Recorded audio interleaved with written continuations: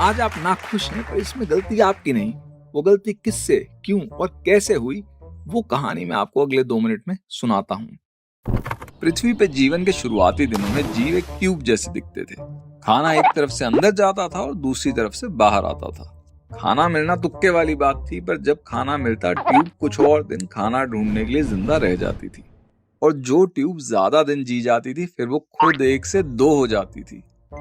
जब जनसंख्या बढ़ी तो खाने के लिए कंपटीशन भी बढ़ा और कुछ ट्यूब्स ने देखने की क्षमता विकसित कर ली कि तुक्के की बजाय खाना खुद से खोज सकें। फिर देखते ही देखते ट्यूब्स के पैर भी आ गए कि वो खाने की ओर जा सकें, और फिर हाथ भी, ताकि खाना उठा के मुंह में डाल सकें। जब ट्यूब सिंपल थी तो उसके लिए 1 से 2 हो जाना भी सिंपल था। अब 2 ट्यूब्स मिलके 1 ट्यूब बनाने लगी।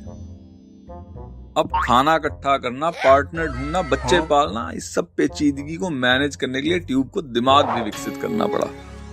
लेकिन इसका एक साइड इफेक्ट भी था। अब छोटी ट्यूब बड़ी से पूछने लगी कि हम खाते हैं जीने के लिए और हम जीते हैं खाने के लिए।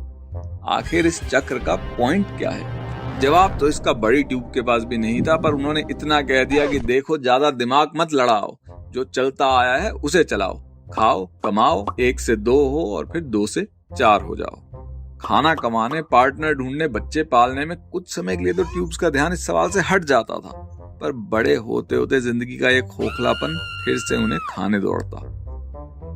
तो ट्यूब्स ने कहा कि अगर हम पैसे से और रिश्तों से इस खोखलेपन को नहीं भर सकते तो हम खा खा के इसको भर देंगे। पर चाहे खाना हो या मौज करना, अंततः हम उससे बोर हो जाते हैं, तो ये भी तरकीब काम कुछ करती नहीं। जो मुझे इसका तोड़ समझ में आया वो ये कि भाई, पैदा हुए हैं तो जीना पड़ेगा, जी रहे हैं तो खाना पड़ेगा।